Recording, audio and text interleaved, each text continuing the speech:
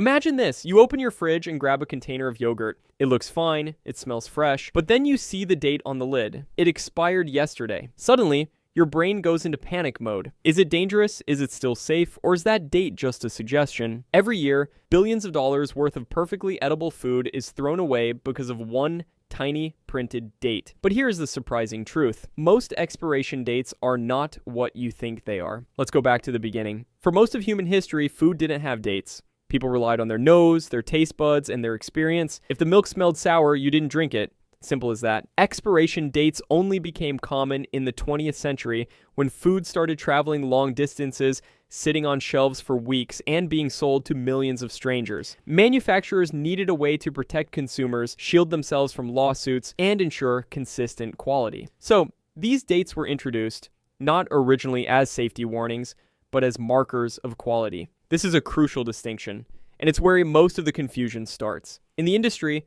there isn't just one expiration date. There are three main types. Best before. This is about quality, not safety. After this date, the food might slowly lose its peak flavor, texture, or crunch, but it is generally still safe to eat if it has been stored correctly. Use by. This one is different. This is about safety, especially for highly perishable items like fresh meat, fish, or soft cheeses. Once this date passes, the risk of harmful bacteria increases significantly. Sell by.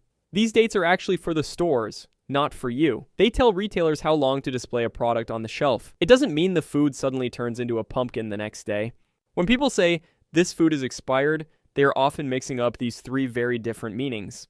Here's something that shocks most people. In the US and many other countries, the manufacturers themselves decide these dates. They test the food under controlled conditions, temperature, packaging, storage time. Then, they choose a date that guarantees the product still meets their high standards, which isn't necessarily the last safe day to eat it. To stay legally safe, companies often choose conservative dates. This means the food usually lasts much longer than the label suggests. This is especially true for canned goods, dry foods, and frozen products. In fact, unopened canned goods can stay safe for years past the printed date without becoming dangerous. So, should you ignore expiration dates entirely? Not exactly. Dates matter most for high-risk items like fresh poultry, seafood, and unpasteurized dairy, but for foods like rice, pasta, chocolate, honey, and canned veggies, time affects the quality, not the safety. Your senses are still your best tool. Smell, texture, and appearance are often better indicators of freshness than a printed number. The next time you hesitate before tossing food in the trash, remember this: expiration dates were created to guide quality and manage inventory, not to override common sense. Understanding what these dates actually mean can save you a lot of money and drastically reduce food waste. If this surprised you, give this video a like.